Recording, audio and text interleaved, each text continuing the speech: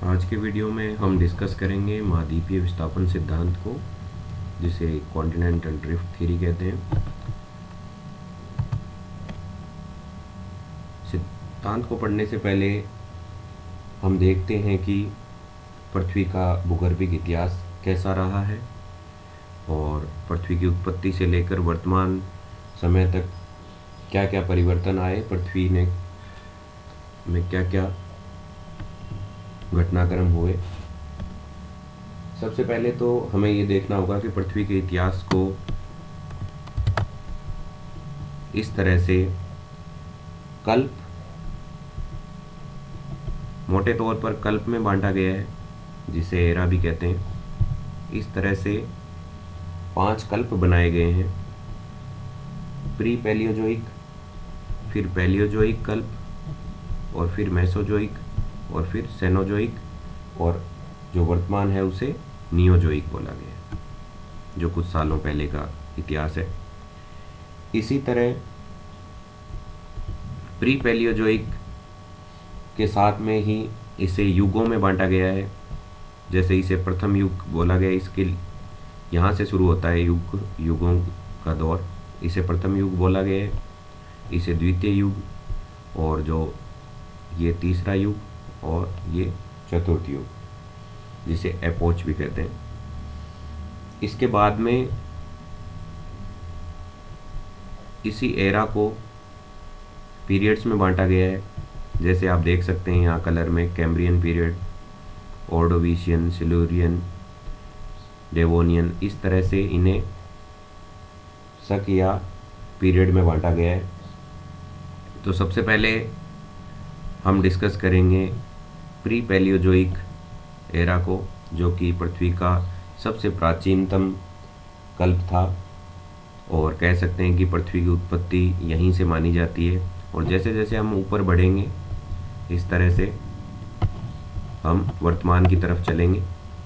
Starting से देखते हैं पृथ्वी की जो 90% जो हिस्ट्री है, एक तरह से हम कह सकते हैं कि पृथ्वी की उत्पत्ति मूल रूप से यहीं पर हो चुकी थी। उसके बाद में छोटे छोटे घटनाक्रम हुए, जैसे पर्वतों का निर्माण हुआ, जीवों की उत्पत्ति हुई।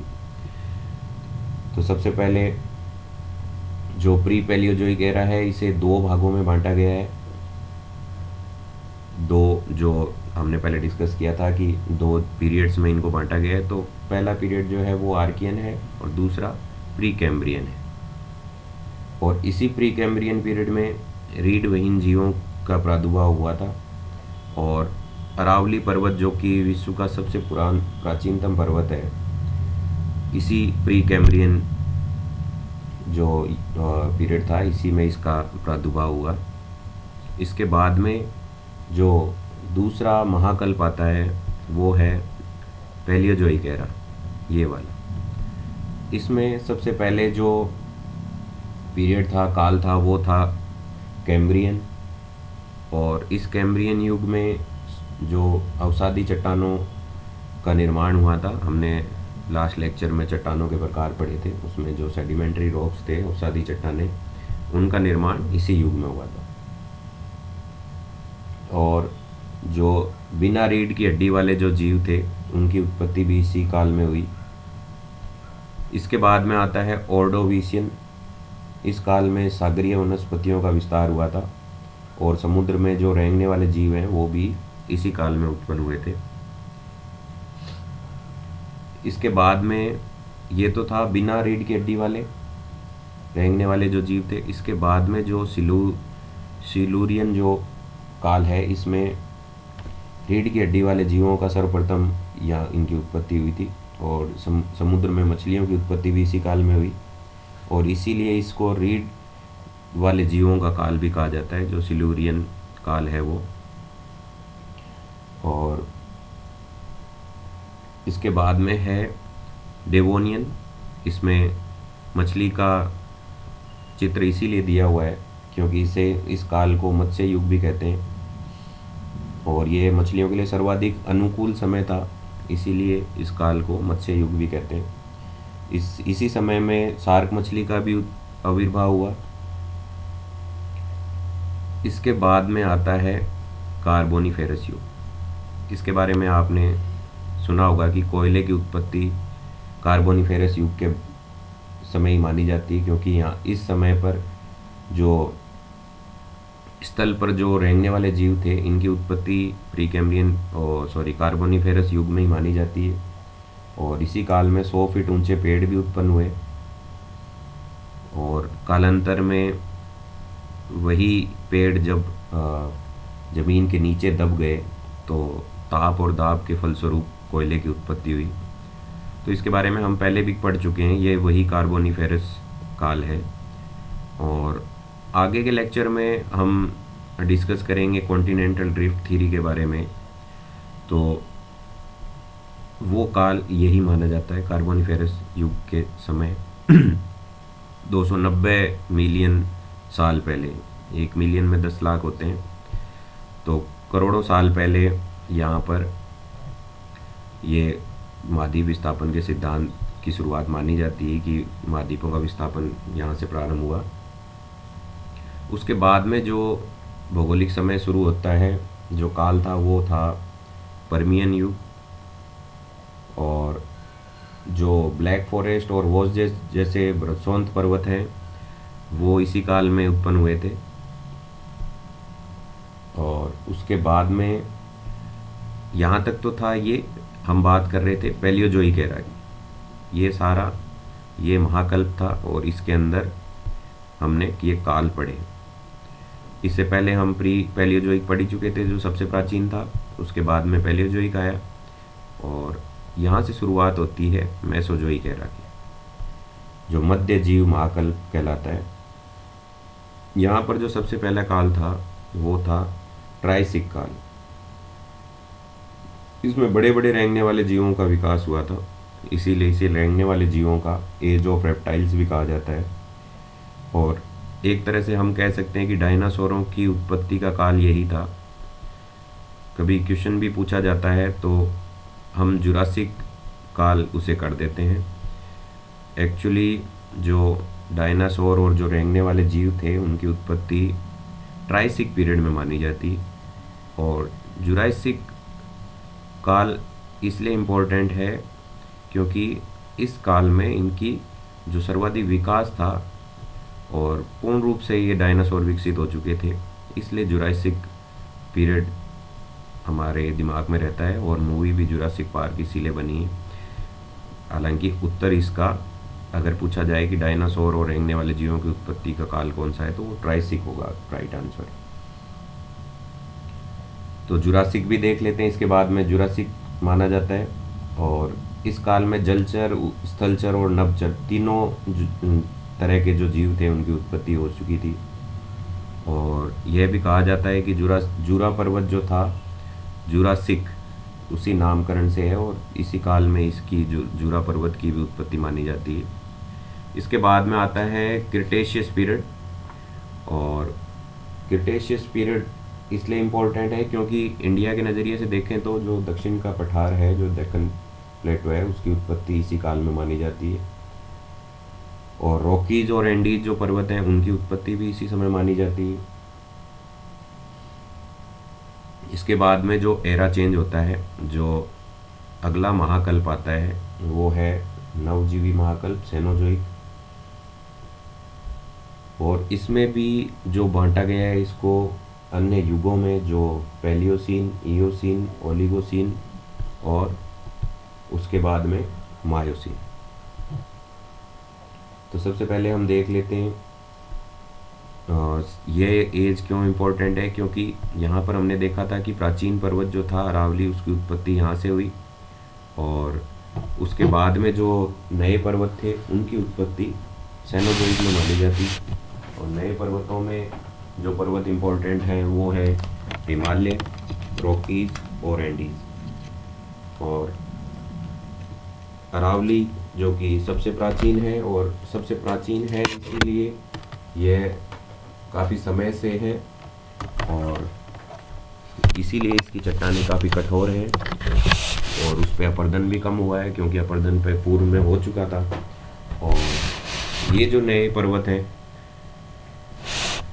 इनमें जो भूकंपीय घटनाएं हैं वो भी ज़्यादा होती हैं क्योंकि ये नवीन है, और जितने भी नवीन पर्वत हैं वो इसी काल में माने गए हैं। इसके बाद में है पैलियोसीन, ये जो दूसरा है, यहाँ पर आप देख सकते हैं कि वानर और कपी की फ़ोटो है। ये इसीलिए है क्योंकि यहाँ इस काल तक आते आते जो स्तनपाई जो मैमल्स हैं और पूँछ विहीन बंदर हैं जिनको एप भी कहते हैं, उनकी उत्पत्ति भी इसी काल में मानी जाती है। इसके बाद में है ईओसीन। इस काल में स्थल पर रेंगने वाले जीव लगभग विलुप्त ही हो चुके थे, और प्राचीन बंदर और गिब्बन जो अफ्रीका में और म्यांमार में पाए जाते हैं, इनकी उत्पत्ति हुई। हाथी, घोड़ा, सूअर के पूर्वजों का आविर्भाव भी इसी काल में हुआ। इसके बाद है ओलिगोसीन। ओलिगोसीन में बिल्ली, कुत्ता, भालू इत्यादि और पुच्छविहीन बंदरों का आविर्भाव हुआ, और इन्हें ही हम मानव का पूर्वज भी कहते हैं। और इसके बाद है मायोसीन। इसमें बड़े आकार की शार्क मछली और जैसे हंस, बतख, पेंगुइन इत्यादि जीवों की उत्पत्ति हुई, और हाथी का जो उत्पत्ति भी इसी काल में मानी जाती है। और इंडिया के कॉन्टेक्स्ट में देखें तो मध्य और लघु हिमालय की उत्पत्ति भी इसी काल में हुई। इसके बाद है प्लायोसीन। इस काल में शार्क का लगभग विनाश हो चुका था और मानव के पूर्वज का विकास होने लगा था। आधुनिक स्तनपाइयों का आविर्भाव भी इसी टाइम हुआ, और हिमालय में भी जो सबसे दक्षिणतम जो श्रृंखला है शिवालिक, इसकी उत्पत्ति भी इसी समय हुई थी। अब इसके बाद में आता है यहाँ पर ये जो काल है, इसे हम बोलते हैं नियोजोइक।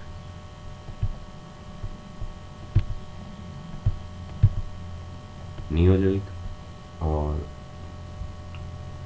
ये हमारा वर्तमान का दौर है। इसमें इसे भी दो युगों में बांटा है। पहला जो युग था उसे नाम दिया है प्लिस्टोसीन, और इसी में जो हमने 4 हिमयुग भी देखे हैं, गुंज, मिंडल, रिश और वूम।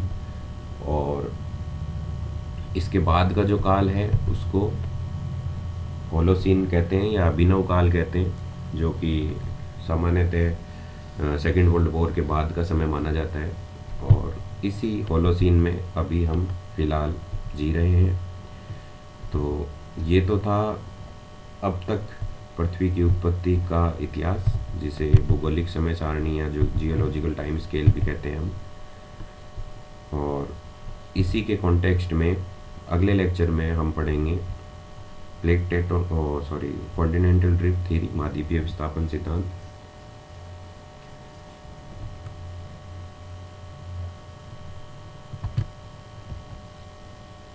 महाद्वीपीय विस्थापन सिद्धांत को पढ़ने से पहले हम इसके शब्द पे यदि जाएं तो शब्द से ही हमें पता लग रहा है कि महाद्वीपों का विस्थापन से संबंधित ये सिद्धांत है कि किस तरह से महाद्वीपों का विस्थापन हुआ और वर्तमान स्वरूप में ये कैसे आए, और पूर्व में जो पृथ्वी की स्थिति थी या स्थलाकृति जो थी वो कैसी थी, स्थलखंड कैसे थे, इसके बारे में हम डिस्कस करेंगे। सबसे पहले देखते हैं कि ये सिद्धांत दिया किसने था। ये एक जर्मन वैज्ञानिक थे जिनका नाम था अल्फ्रेड वेगनर, और ये मौसम विज्ञानी थे और खगोलविद भी थे। इनके अनुसार सबसे पहले जो ये पूर्व की स्थिति है, हमने जियोलॉजिकल टाइम स्केल में पढ़ा था कि जो कार्बोनिफेरस युग था उसके बाद में महाद्वीपों का विस्थापन हुआ था, और उससे पूर्व जो महाद्वीप थे वो एक कंबाइंड थे, सभी एकजुट थे और अलग अलग नहीं थे, जिनका नाम पेंजिया दिया गया। और बाद में कुछ एक बल थे जिनको वेगनर ने माना कि इनके टूटने का कारण था। जो बल उत्तरदायी थे वो थे गुरुत्व बल, प्लवनशीलता, फोर्स ऑफ बायंसी एंड ज्वारीय बल। इन 3 बलों के फलस्वरूप इस पेंजिया में विखंडन हुआ, और विखंडन के फलस्वरूप कुछ समय पश्चात उनकी स्थिति ऐसी थी और जो वर्तमान में स्थिति ऐसी है। वैगनर का मानना था कि ये सभी कंबाइंड थे, जुड़े हुए थे, और जो गुरुत्व बल के कारण, प्लवनशीलता और ज्वारीय बल के कारण ये टूटकर इस तरह से विखंडित हो गए। इसका नाम पेंजिया दिया गया, और जो इसके चारों तरफ वाटर बॉडी थी, पानी का भाग था, इसे नाम दिया गया पैंथालोसा। आगे हम देखेंगे कि लोरेंशिया और गोंडवाना का नामकरण कैसे हुआ, वो क्या थे। अब उन्होंने ये माना कि इसी में जो उत्तरी भाग था उसको लोरेंशिया नाम दिया गया, और दक्षिणी भाग था उस स्थलखंड को गोंडवाना नाम दिया गया। इसमें आप देख सकते हैं कि जो उत्तरी भाग था पहले पेंजिया था और पैंथालोसा था। बाद में जब विखंडन हुआ तो उत्तरी भाग जो था वो लोरेंशिया कहलाया, और जो दक्षिणी स्थलखंड भाग टूटा उसे गोंडवाना नाम दिया गया। ये बात थी कार्बोनिफेरस युग की। उसके बाद में 180 मिलियन सालों के बाद ऐसी स्थिति हुई, और उसके बाद में जो 65 मिलियन साल पहले की बात है तब ये ऐसी स्थिति में आए, और वर्तमान स्थिति हम देखते हैं। ये दोनों हम डिस्कस कर चुके हैं। आप एनिमेशन से देख सकते हैं कि जो पूर्व में स्थिति थी वो इस तरह से पेंजिया की थी, उसके चारों तरफ जो पानी था वो पैंथालोसा था, और किस प्रकार से बल, प्लवनशीलता बल और गुरुत्व बल और ज्वारीय बल के कारण, ऐसा वैगनर का मानना था कि इस बल के फलस्वरूप इसमें विखंडन हुआ और महाद्वीप टूटकर आज की स्थिति में आ गए।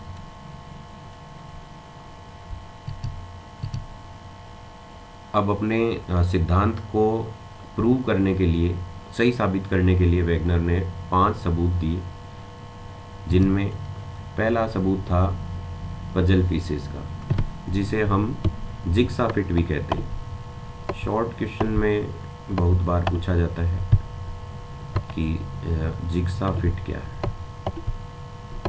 बड़ा इम्पोर्टेंट क्वेश्चन है और ज़्यादातर पूछा ही जाता है, जिग्सा फिट।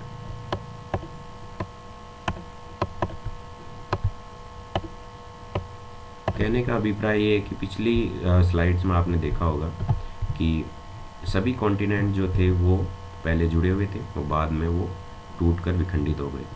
अब इस बात को सही साबित करने के लिए उन्होंने एक एग्जाम्पल दिया कि जो साउथ अमेरिका और अफ्रीका का, जो साउथ अमेरिका का पूर्वी भाग और अफ्रीका का पश्चिमी भाग यदि मिलाया जाए तो ये एकदम फिट आते हैं यहाँ पर, और ऐसा प्रतीत होता है कि प्राचीन काल में ये एक दूसरे से जुड़े हुए थे और बाद में ये विखंडित हो गए। और इसी सिद्धांत को जिग्सा फिट सिद्धांत भी कहते हैं कि ये एक दूसरे से फिट हो जाते हैं, और ऐसा ही माना गया कि ये टूटकर अलग हुए होंगे, तो यहाँ से ये भाग पेंजिया से टूटकर महाद्वीपों का रूप ले लिया। दूसरा है फॉसिल एविडेंस का, जो जीवों के अवशेष मिलते हैं उनमें भी समानता मिलती है। कहने का अभिप्राय यह है कि जो जीव यहाँ पाए जाते हैं वो ही अफ्रीका के इस तट पर पाए जाते हैं। अगर हम इन्हें जिग्सा फिटिंग देखें, इनको यहाँ जोड़ें तो, और इसी तरह जो जानवर जो पूर्व में थे, जलीय जीव थे या जो भी स्थलचर थे, वो जो यहाँ पर जिन उनके अवशेष जो मिले वही अवशेष यहाँ भी पाए गए।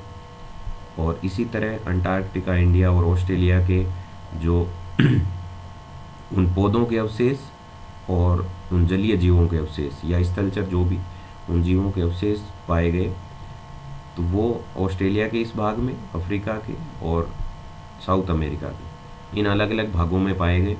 तो इससे भी थोड़ा इस थियरी को सपोर्ट मिलता है कि हो सकता है ये सारे भाग पहले एक यूनाइटेड हों, एक दूसरे से जुड़े हुए हों, क्योंकि ऐसा संभव नहीं है कि वर्तमान स्थिति में, जैसे वर्तमान स्थिति में आप देखें तो इन दोनों के बीच में महासागर है, इन सभी के बीच में बड़े बड़े सागर और महासागर हैं। तो ऐसा नहीं हो सकता कि ये जलीय जीव उसमें से तैर करके दूसरे महाद्वीप पर जाएं। तो ऐसा संभव ज़रूर हो सकता है कि ये पहले एक दूसरे से जुड़े हुए हों और कालांतर में कॉन्टिनेंटल ड्रिफ्ट या उनमें जो भी बल वैगनर ने बताए थे उसके फलस्वरूप उनमें विखंडन हो गया हो। तो यह भी एक स्ट्रॉन्ग एविडेंस था, वैगनर ने दिया था। एक बार हम फिर से उस जीवाश्म के सिद्धांत को एनिमेशन से देख लेते हैं कि किस तरह से पहले जब एक ही भाग था तो वो जीव यहाँ से यहाँ मूव करते थे, और बाद में जब उनमें विखंडन हुआ तो जो जीव वहाँ इस तरफ थे वो उस तरफ ही रह गए, और उनके मरने के पश्चात यहाँ उसके जीवाश्म मिलते हैं, यहाँ भी। तो ये एक स्ट्रॉन्ग एविडेंस था इसके सपोर्ट में। चट्टानों के एविडेंस से देखें तो जियोलॉजिस्ट ने बाद में चट्टानों की संरचना का अध्ययन किया तो ये पाया कि अफ्रीका जो यहाँ पर जो चट्टानें मिलती थी वही चट्टानें, उसी तरह की चट्टानें यहाँ पर पाई गई, और यहाँ पर जैसे अपलेशियन माउंटेन का भी एक सबूत दिया जाता है कि अपलेशियन माउंटेन का जो ये वाला भाग था वो, और जो ब्रिटिश आइलैंड्स हैं और स्कैंडिनेवियन कंट्रीज़ में जो कैलेडोनियन माउंटेन है, इनकी जो भूगर्भिक संरचना है वो इनसे मैच करती। अगर आप ये पहले का देखें, अगर इन्हें हम जोड़ कर देखें तो ऐसा लगता है कि ये सभी एक चेन में थे ये माउंटेन, और बाद में जब विखंडित हुए तो ये बीच में यहाँ अटलांटिक ओशन बन गया। और इस एविडेंस से भी, सबूत से भी ये लगता है कि ये दोनों एक ही भाग रहे होंगे। ग्लेशियर एविडेंस भी जो हमने पिछले लेक्चर में डिस्कस किया था कि जो हिमानी से निर्मित जो स्थलखंड बनते हैं, वही जो स्थलखंड यहाँ मिल रहे हैं वह उसी तरह के अवशेष यहाँ अफ्रीका के दक्षिणी भाग में मिले हैं, अंटार्कटिका में और ऑस्ट्रेलिया के कुछ भागों में भी जो ग्लेशियर से संबंधित जो भी स्थलाकृतियाँ बनती हैं उन सब में इन महाद्वीपों में समानता नज़र आती है। तो हो सकता है कि इस तरह से पहले ये जुड़े हुए हों, और जो अंटार्कटिका वाला भाग है यहाँ से ग्लेशियर का पूरा ये क्षेत्र रहा हो, क्योंकि जलवायु परिवर्तन होता रहता है। हो सकता है, कोई ज़रूरी नहीं कि अब जहाँ पर अत्यधिक उष्ण क्षेत्र हैं वहाँ पहले बहुत से हिमयुग भी आते जाते रहे हैं। चट्टानों पर जो स्क्रैचेस मिले हैं वो जैसे भी ग्लेशियर मूव करता है तो वो अपर्दन भी करता है और ग्लेशियर अपने निशान छोड़कर चलता है।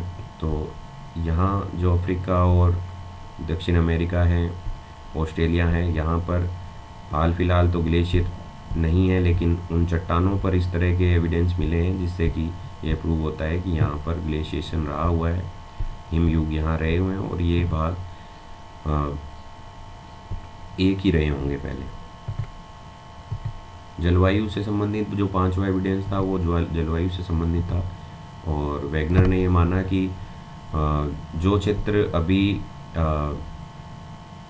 गर्म नहीं है वहाँ पर वार्म वेदर वाले प्लांट्स के एविडेंस मिले, और जो हिमानी डिपॉजिट्स हैं वो भी ऐसे क्षेत्रों में मिले हैं जहाँ पर अभी मरुस्थल है, जैसे अफ्रीका के भाग में, और जो उष्णकटिबंधीय क्षेत्र हैं वहाँ पर भी ग्लेशियर के एविडेंस मिले हैं कि ग्लेशियर से संबंधित जो भी स्थलाकृतियाँ बनती हैं जिनसे ये प्रूव होता है कि यहाँ पर पहले ग्लेशियर रहा होगा।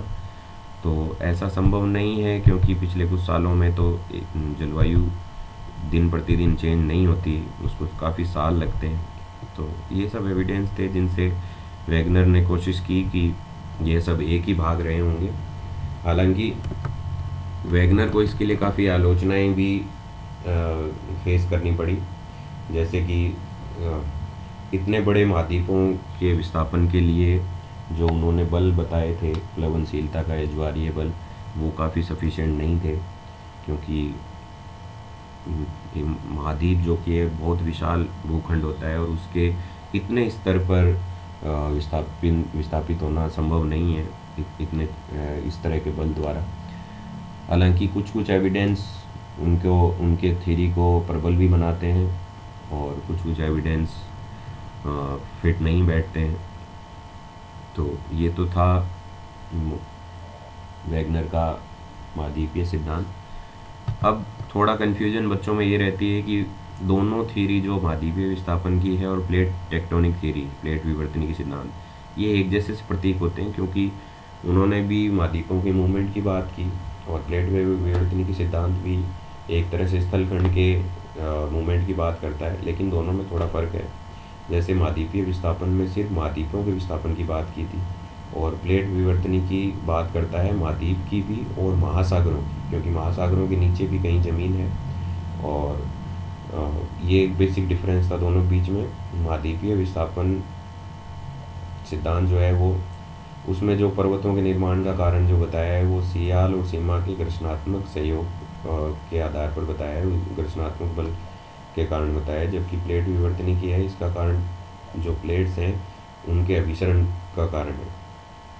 इसमें जो प्लेट विवर्तनी में जो पर्वतों के निर्माण का कारण है वो अभिसरण बताया है। इसी तरह प्लेट विवर्तनी की ज्वालामुखी के निर्माण की प्रक्रिया की जानकारी देता है, परंतु महाद्वीप विस्थापन इस तरह की कोई जानकारी नहीं देता है। तो it was all about continental drift theory. आगे के लेक्चर में हम डिस्कस करेंगे वेदरिंग के बारे में। धन्यवाद।